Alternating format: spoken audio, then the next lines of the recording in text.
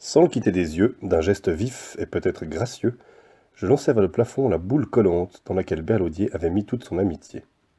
Sans lever les yeux, j'entendis le tchic de l'impact, mais j'entendis en même temps derrière moi un faible cri. Cet imbécile de Zacharias, que j'avais eu le tort de ne pas prévenir, n'avait pu maîtriser la terreur que lui inspirait le voisinage d'un tel exploit. Socrate avait l'oreille fine. Il entendit le tchic et le cri, et se tourna brusquement vers nous. J'avais déjà baissé la tête, et j'écrivais sagement, avec une petite grimace d'application. J'attendais l'événement, mais pendant 30 secondes, rien ne troubla le noir silence. L'agneau était doué de la double vue. Je veux dire qu'il pouvait voir Socrate tout en paraissant regarder son cahier. Il chuchota « Attention, il a vu le pendu ».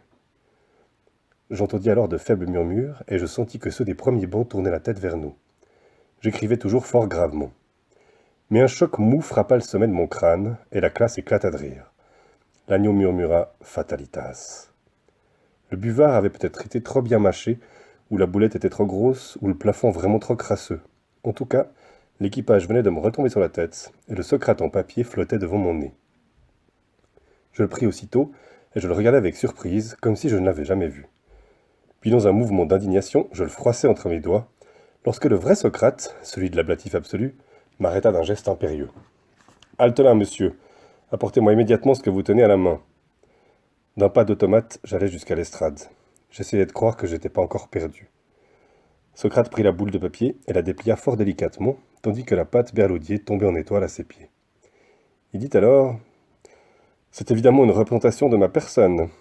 La barbe est assez ressemblante, et le bleu des yeux est flatteur. » La classe éclata de rire, et je fis un effort pour participer à la gaieté générale, comme si je n'avais aucune responsabilité dans cette affaire. Mais Socrate poursuivit.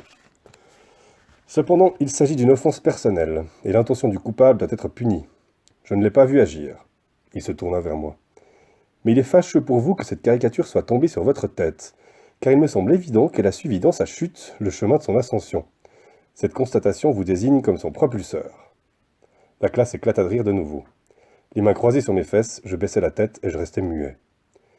De plus, continua Socrate, vous m'avez paru fort désireux de détruire cette œuvre d'art. Enfin, vous n'avez pas eu l'audace de pousser le cri de l'innocence. Ce ne sont là que des présomptions, mais si fortes, que je n'hésite pas à vous déclarer coupable, et je dois vous punir comme tel.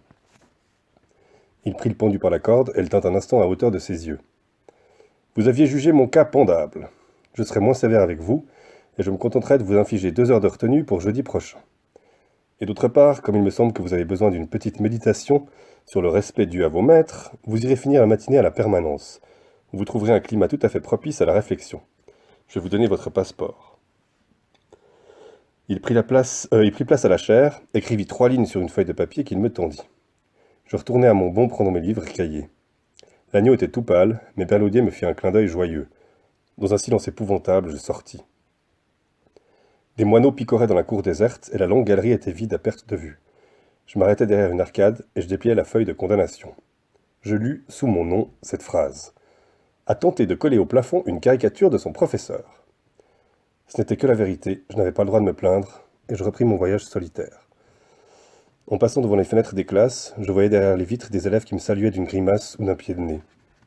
Je pensais tout à coup que je risquais de rencontrer le surveillant de l'externat, le dangereux oiseau funèbre. Puis je haussai les épaules et je dis tout haut, qu'est-ce qu'il pourrait me faire de pire ? Je me sentais au fond du malheur scolaire, et la grandeur de la catastrophe désarmait non seulement le destin, mais l'oiseau funèbre lui-même. J'étais donc aussi invulnérable qu'un mort. Je marchais donc vers la permanence. C'était une sorte d'entrepôt de condamnés, d'expulsés, d'apatrides.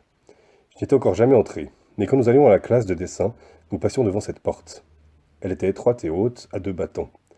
Un jour, j'en avais vu sortir une file d'élèves de tous âges. Non pas dans une jaillissante évasion, la bouche entr'ouverte sur des cris de joie, mais au pas long des pénitents de procession. Les uns mornes, d'autres farouches, d'autres sombrement ricaneurs.